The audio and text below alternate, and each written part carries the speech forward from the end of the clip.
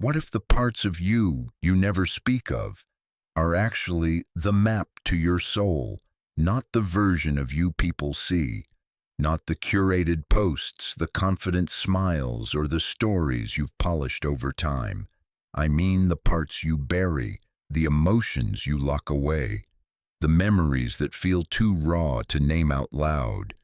Have you ever stopped to wonder, why do some truths feel too heavy to share? And what does that say? Not just about your past, but about who you really are becoming. Carl Jung, the father of analytical psychology, believed that secrets are not merely things we keep hidden out of fear or shame. He saw them as sacred fragments of the soul, whispers from the unconscious that haven't yet found their place in the light. To Jung, a secret isn't always a lie.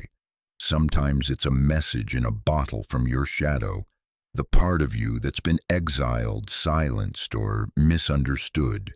And here's the paradox. The very thing we try hardest to suppress often holds the greatest key to our self-discovery. In this video, we're not here to shame secrets.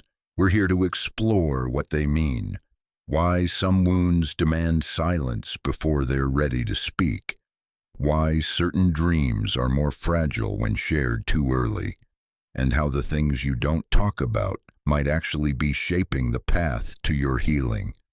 You'll discover why Jung believed our secrets reveal the hidden architecture of our psyche, our shadow patterns, our fears, our unintegrated truths. And most importantly, we'll uncover how honoring your silence can be a powerful act of becoming whole. So if you've ever kept something buried inside, not because you were weak, but because the world wasn't ready to hear, if you've ever sensed that your silence wasn't hiding but protecting something sacred, then this message is for you. Stay with me, because we're about to journey inward into the quiet corners of the self, where transformation begins not in noise, but in honest reflection. Let me ask you something most people are afraid to answer honestly. What's the one thing you've never told anyone, because even saying it out loud makes you feel small? Maybe it's a mistake you've made, a secret feeling you carry, or a thought that pops up in the quiet that you're afraid might mean something terrible about you.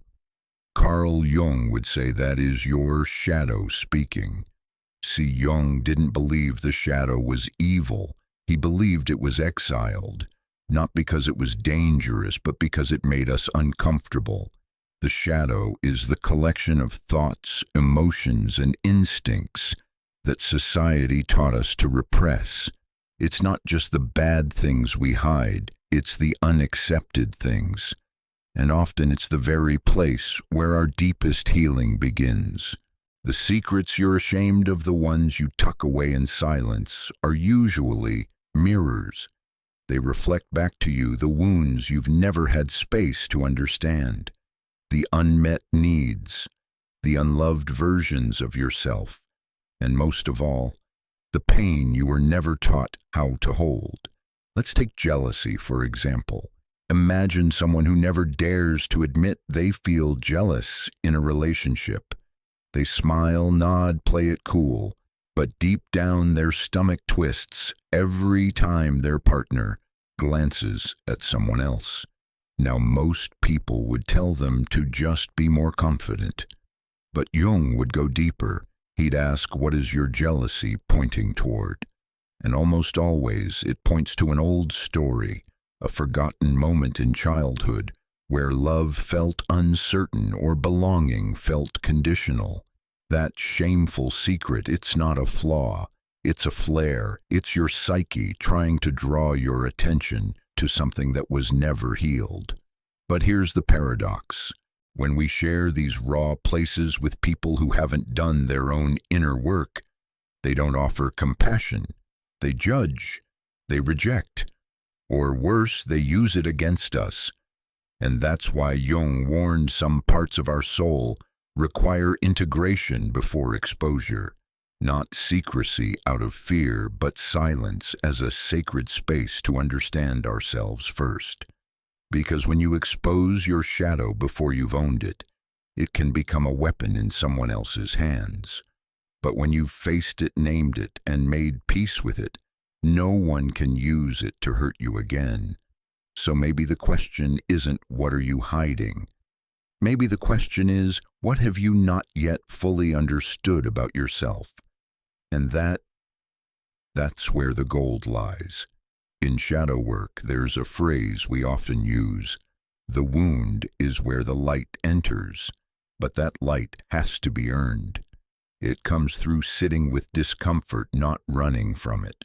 Through asking hard questions like, why did that memory never leave me? Why do I feel shame around something so human?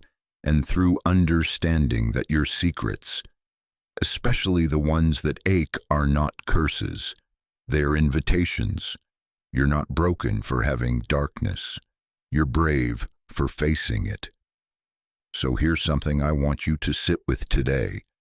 What's one thing you've been carrying that you've never examined, not because it's wrong, but because it's painful?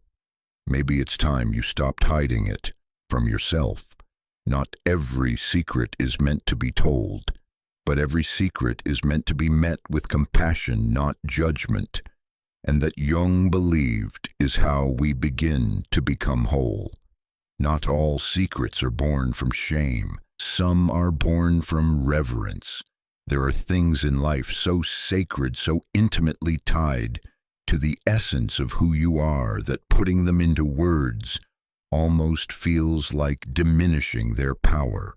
Carl Jung once referred to this as the sanctum of the inner world, a spiritual chamber inside each of us, where our truest self quietly breathes. It's not hidden out of fear, but shielded out of respect. In a world that tells you to share everything, be transparent, or live out loud, choosing to protect something not out of guilt, but because it's too meaningful to be exposed, is an act of deep self-respect. Think about your deepest dreams, not the polished ones you post on social media. I'm talking about the quiet visions you've held since childhood, the ones that still make your heart skip a beat when you imagine them. Or consider your spiritual experiences, those moments that defy logic but awaken something ancient inside you. Maybe it was a dream, a feeling, an unexplainable knowing that shifted everything. Now ask yourself, what happens when you share those things too early with someone who doesn't understand? Often they don't mean harm, but they filter your sacredness through their own limitations. They question it, downplay it, project their skepticism onto it, and without realizing it, they plant seeds of doubt where once there was clarity. And this is where Jung's wisdom becomes a shield. He believed that some parts of the self need time to crystallize in silence before they can withstand the scrutiny of the world. When you share a sacred truth too soon, before it is fully rooted in your soul, you risk not only being misunderstood, you risk losing touch with the part of you that birthed it. That's not secrecy, that's sovereignty. There's a big difference between hiding something because you're ashamed and protecting something because it's holy. And in Jungian terms, these sacred inner experiences aren't just nice feelings. They are keys to your individuation, your unique path of becoming whole. The more you tune into your inner world, your intuitions, your silent longings, your authentic impulses, the more you begin to live from a place of integrity rather than performance. You stop chasing validation. You stop oversharing to be accepted. And instead, you start walking a quieter, stronger path anchored in your own truth. Let me give you a personal example. A woman once told me she had a recurring dream about flying not in the sky, but deep in the ocean. She felt weightless, free, deeply connected to something she couldn't name. When she shared it with a friend, they laughed it off as just a weird dream. For weeks after she stopped journaling, stopped meditating, stopped exploring what the dream might have meant, it took her years to reclaim that connection with her inner world, all because she gave something sacred to someone who wasn't ready to hold it. So here's a better question than who should I tell? The real question is, what parts of myself deserve to be protected until they're strong enough to stand on their own? Sometimes silence isn't a barrier. It's a container, one that keeps your soul's truth safe as it matures. And that silence, it's not empty. It's alive. It's filled with intuition, with meaning, with messages that aren't meant to be shouted but felt. So if there's a part of you that you've never spoken out loud, a vision you've never shared, a belief you hold close to your chest, maybe it's not because you're afraid. Maybe it's because deep down you know it's not ready to be seen yet. And that's not weakness. That's wisdom. You are not obligated to unravel your soul just to be understood. You are allowed to grow in private. You are allowed to guard your sacredness. Because not all truths are meant for the world. Some are meant for you. Let me ask you something honest. Is there a secret you've kept not just once, but over and over again? A truth that keeps returning quietly, tugging at your mind, especially when you're alone. Carl Jung said, "What remains unconscious will be lived out as fate." In other words, what we avoid, deny, or bury deep doesn't disappear. It evolves into patterns. It shows up in our relationships, our fears, even our choices, without us realizing it's been guiding us all along. And this is where secrets become more than silence. They become signals. You see, when a certain truth keeps resurfacing in your inner world, like the same fear, the same lie you tell, the same emotion you hide, it's not just random. It's the soul knocking, saying there's something here you haven't faced yet. Let's bring this to life with an example. Imagine someone who in every relationship always hides how deeply they feel. They tell themselves, don't be too emotional, don't say too much, you'll scare them away. At first, it seems wise, protective, but over time the result is always the same: emotional disconnection, loneliness inside connection, resentment for not being seen when they've never really let themselves be seen. This kind of repeated silence isn't just fear. It's a pattern rooted in unresolved pain. Maybe it started in childhood when being vulnerable led to being hurt. Or maybe it's generational, passed down like an emotional inheritance, where strength was defined as suppression. Whatever the source, it becomes what Jung called unfinished inner work. And here's the paradox: the longer you avoid it, the more power it gains over your life. The secret that once seemed small starts to shape your fate. You stop asking for what you need. You attract people who match your fear. You repeat the same dynamics and you call it bad luck. But it's not luck. It's the unconscious seeking resolution. Jung believed that every hidden part of us carries a purpose. It's not here to shame us.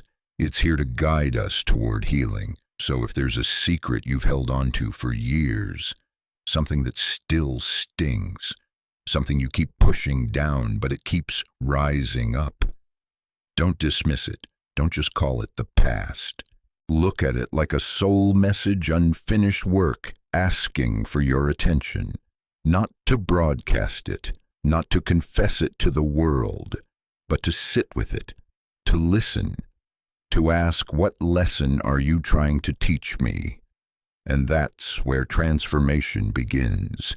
When you turn toward the parts of yourself you've avoided the longest. You don't just gain insight, you reclaim power. You stop being ruled by what you refuse to face. and instead you begin to live with intention, not reaction. So here's a question for you. What secret in your life keeps circling back? Not to haunt you, but to heal you. Maybe it's time to stop hiding it, not by telling everyone, but by telling yourself the truth.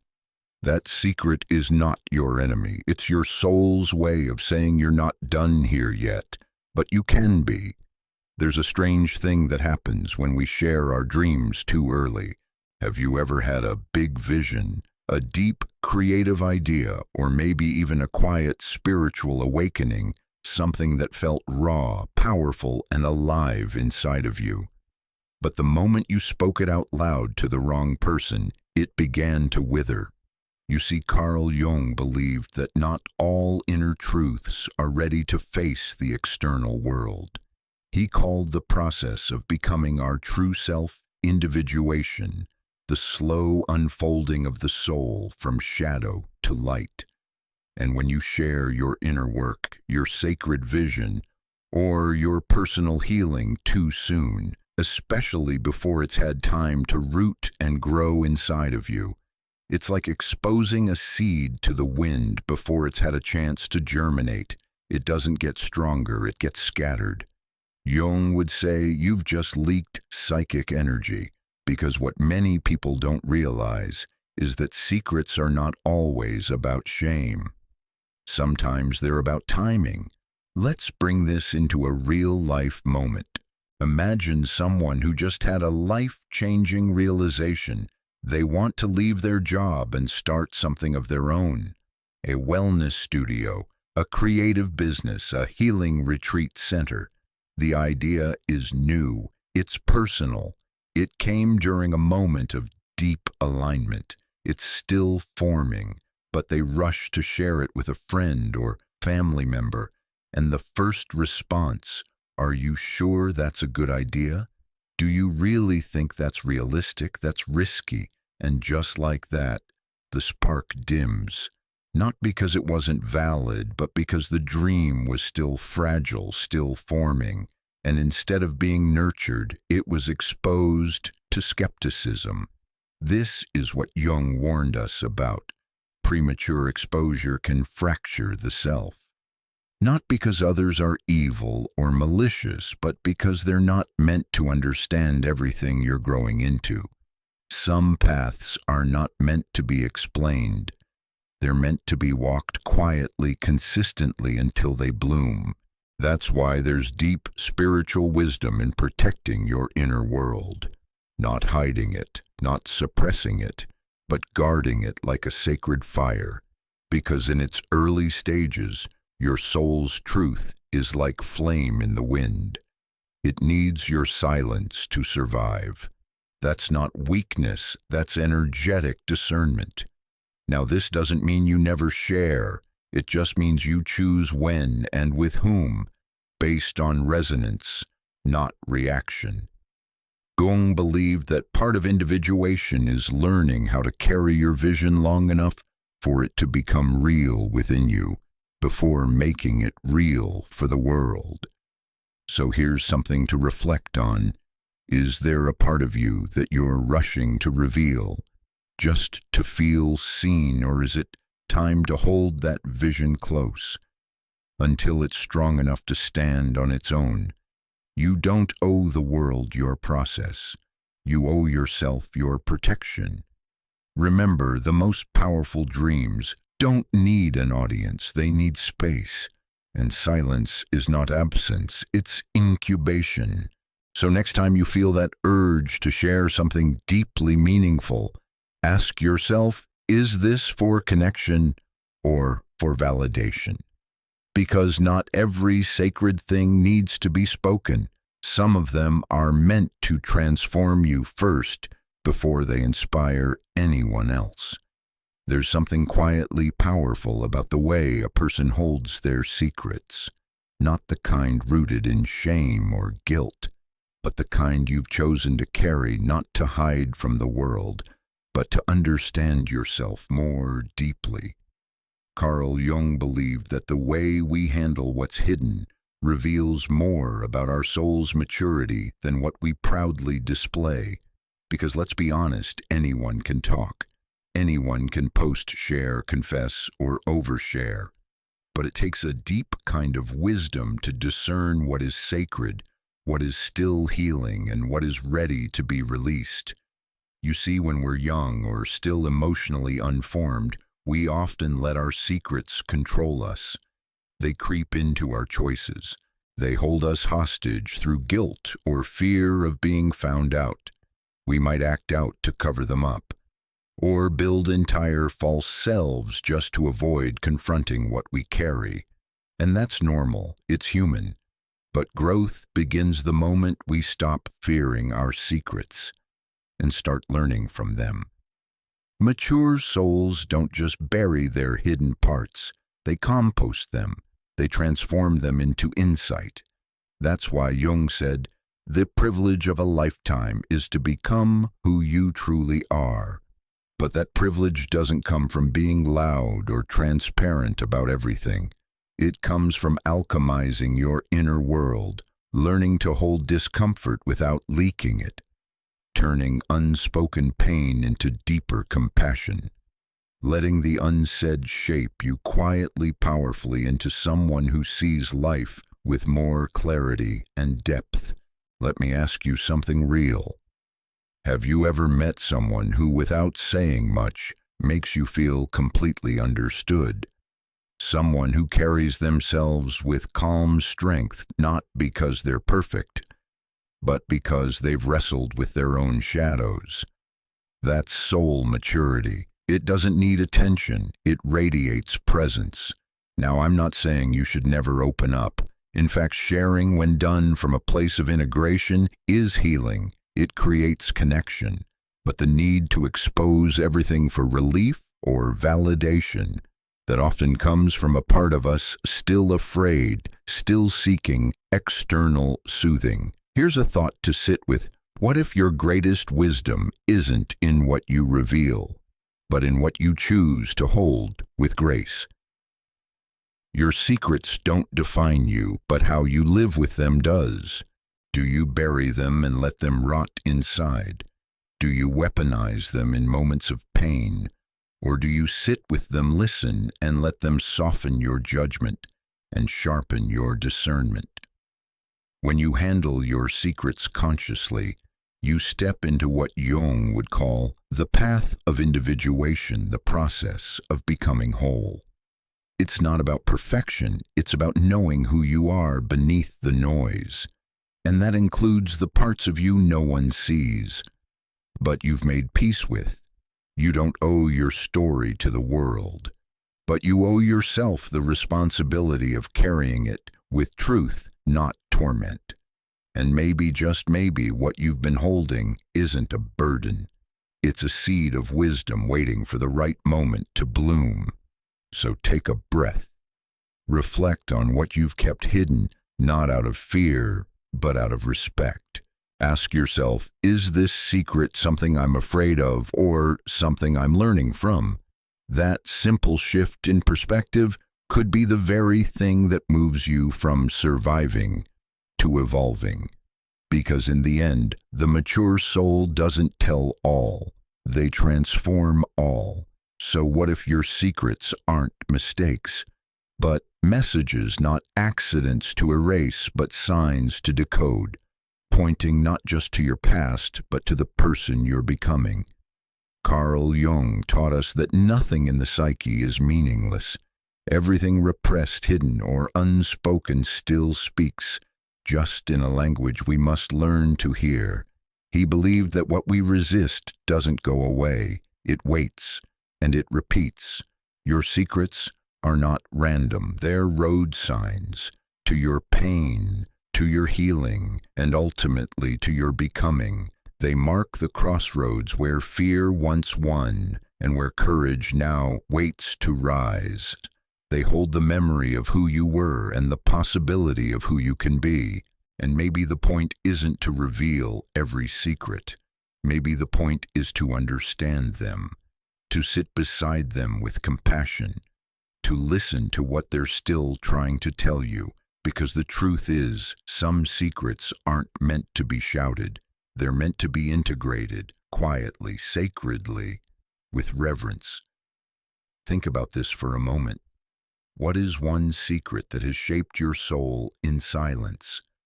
Not just hurt you, but changed how you see the world. Maybe it taught you boundaries or gave you empathy. Maybe it broke something only to make space for something truer.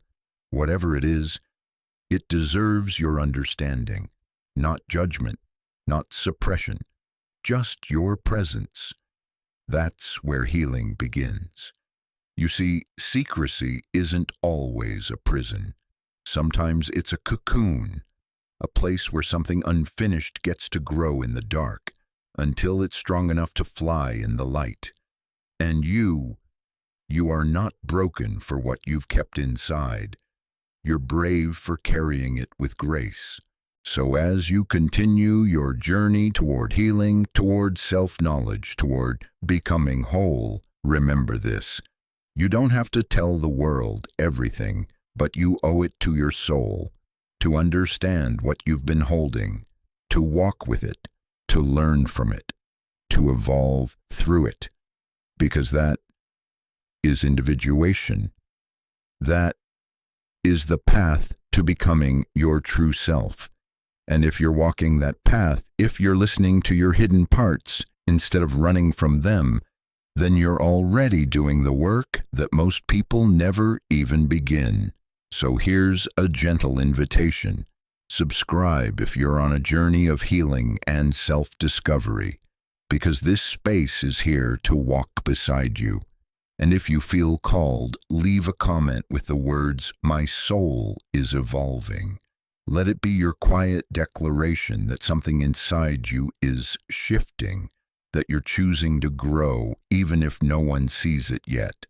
Because you do, and that's enough.